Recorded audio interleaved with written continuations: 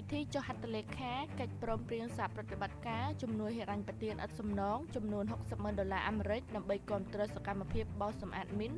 របស់អង្គភាពស៊ីម៉ាក់តាមរយៈអង្គការ NPA ខេត្តកំពង់ឆ្នាំង27 កញ្ញា2025វិទ្យាស្ថានបច្ចេកទេសសកម្មភាពកម្ចាត់មីនស៊ីម៉ាក់ខេត្តកំពង់ឆ្នាំងបានរៀបចំពិធីទទួលបដិសណ្ឋារកិច្ចនិងចុះហត្ថលេខាលើកិច្ចព្រមព្រៀងសហប្រតិបត្តិការជំនួយហិរញ្ញប្បទានឥតសំណងចំនួន$60,000ដើម្បីគាំទ្រដល់សកម្មភាពបោសសម្អាតមីនតាមរយៈអង្គការជំនួយនៃប្រជាជនណូវេសហៅកាត់ NPA គិតចាប់ពីខែវិច្ឆិកា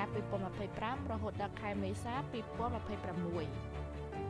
ឯកឧត្តម Adam Smith សមាជិកសភាសហរដ្ឋអាមេរិកប្រចាំរដ្ឋ Washington ដឹកនាំគណៈប្រតិភូជាផ្លូវការមានឯកឧត្តម Michael Baumgartner សមាជិកសភាប្រចាំរដ្ឋ Washington និងលោកជំទាវ Christy Holohan សមាជិកសភាប្រចាំរដ្ឋ Pennsylvania ចូលរួមពិធីនេះក៏មានការចូលរួមពីលោក Hans Peter Reiser ប្រធានអង្គការ NPA ប្រចាំនៅកម្ពុជា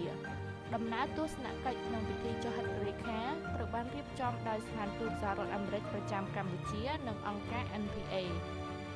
ឯកឧត្តម ហេង រតនាប្រតិភូរាជរដ្ឋាភិបាលកម្ពុជាទទួលបន្ទុកជាអគ្គនាយកអង្គភាពស៊ីម៉ាក់បានសម្ដែងនូវអំណរគុណចំពោះប្រជាជននិងរដ្ឋាភិបាលសហរដ្ឋអាមេរិកដែលតែងតែឧបត្ថម្ភនិងគាំទ្រយ៉ាងជាប់លាប់ក្នុងវិស័យបោសសម្អាតមីននិងសំណល់យុទ្ធភ័ណ្ឌសង្គ្រាមនៅកម្ពុជាឯកឧត្តមបានបញ្ជាក់ថាកិច្ចចុះហត្ថលេខានេះជាភស្តុតាងនៃការបដិញ្ញាចិត្តរបស់សហរដ្ឋអាមេរិក